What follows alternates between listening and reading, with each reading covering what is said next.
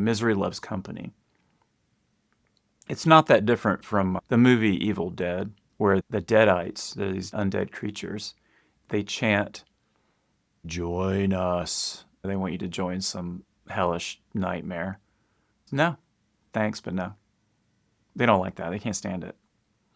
Most of us are not taught that it's okay to say no, and to say it without judgment. Hey, you want to buy a timeshare? No. And you don't have to say, the nerve of that man trying to sell me a timeshare. Then you're just getting an ulcer. You don't have to do that. That's interesting. He's trying to sell me a worthless piece of real estate for a lot of money. I guess I won't do that. Thanks. It is like that.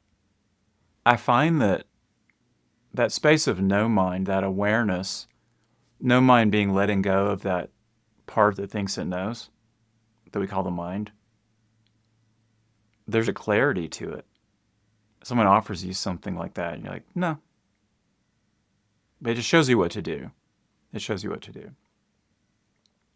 There's something really, I almost want to say controversial about that.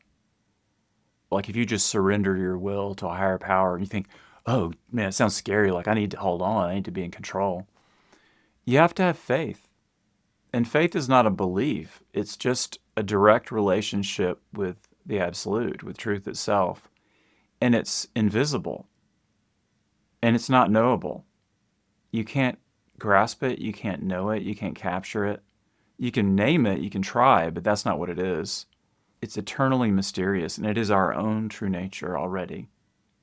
And when we try to name it, when we try to grasp it, that's what causes suffering. And that's what we call the mind, is that grasping thing.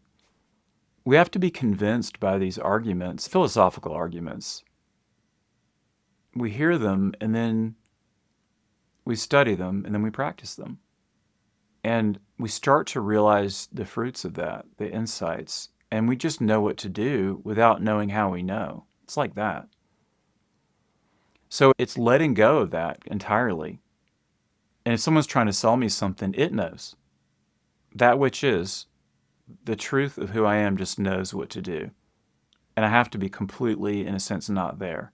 Not checked out, just utterly surrendered to what is in that moment. And then it does what it needs to do. It says what it needs to say. And I trust that. And it's pretty wild because you don't know what it's going to do. And it's exciting, kind of interesting.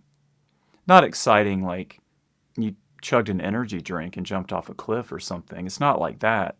It's more like waking up in the morning, like, what's this day going to be like? I don't know. It's interesting. The unexpected, the unknown, it manifests as we go through the day. It's always like that. Always fresh, always new, always interesting. Even the most mundane things, when we suspend that part of us that thinks it knows what it is. And it protects us. You can listen to someone speak in that space, and there's a field of stillness that can hear dishonesty, can hear lies. It, in a sense, knows everything because it is everything. It is the very being of all that is. And it's very hard to describe, but it is kind of like a river knowing how to flow, a river knowing exactly where and how. If you release a river into a space, it just flows around things, through things, perfectly. It's like that. You can't predict it, it just does it. It doesn't think. A river doesn't think. And yet it's incredibly, absolutely perfect, meets obstacles perfectly. And then if thoughts are needed, it'll use them. English language, yeah. Mathematics, yeah, a little bit. Bits of history, things I've read or learned, or yeah, that could be used. And I trust that. Always willing, utterly willing to look like a complete moron. I may look like a complete moron now. That's so interesting. Not knowing, what is this? What is it? You know? I don't know. It's beautiful. Happiness just flowing. And it recognizes itself in all things. And it's really peaceful and happy. So even a measure of that is helpful. When I'm in a situation where I feel like I'm stuck and I can't think my way through it, sometimes you can use your mind and just figure things out.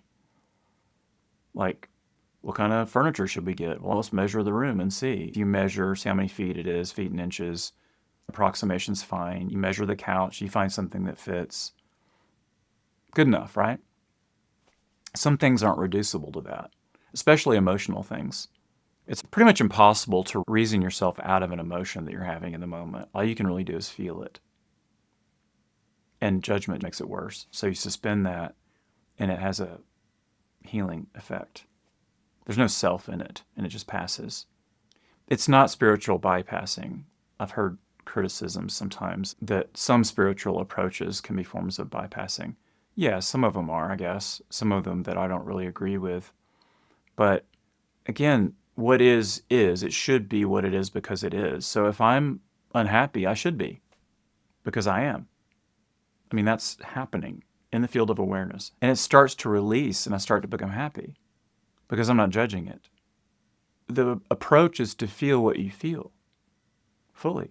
So it's not bypassing the emotion. It's not bypassing sensation. It's not bypassing troublesome thinking, any of that. It allows it. I'd say what we are, but as soon as I say something, it's not that. So it's got to be awake in you. You notice within yourself and trust. There's always a way. There's always a way. And if you suspend judgment, it's like a clean slate. It's like realizing I can't think my way out of this one. I can't just measure the room and find the couch that fits. Whatever the situation is, there's a sense that my ability to think through this is not adequate. So it's like the tool that we need for the job is inadequate. And then without judgment, we just notice what to do. It's the kind of thing that you have to do it to see what it's like. You have to practice. You may see this video, someone's telling you, yeah, this works, man. Just meditate, pray, do inquiry, become clear in your awareness, and you'll just kind of know what to do. And you might think about that and say, I don't know about that. I mean, great. Healthy skepticism is fine. I don't expect anyone to just believe what I'm saying. I'm saying that you hear it, and then if it makes sense to you and you're interested and want to try it, then study it, which means maybe listen multiple times, maybe study a text, something. Learn how to do it. Understand it in your mind. Understand what it's about. And then practice. Then do the thing. And it works if you work it. That's the only way. You can't just think your way through to the end of it and obtain the benefit without actually doing it, without participating.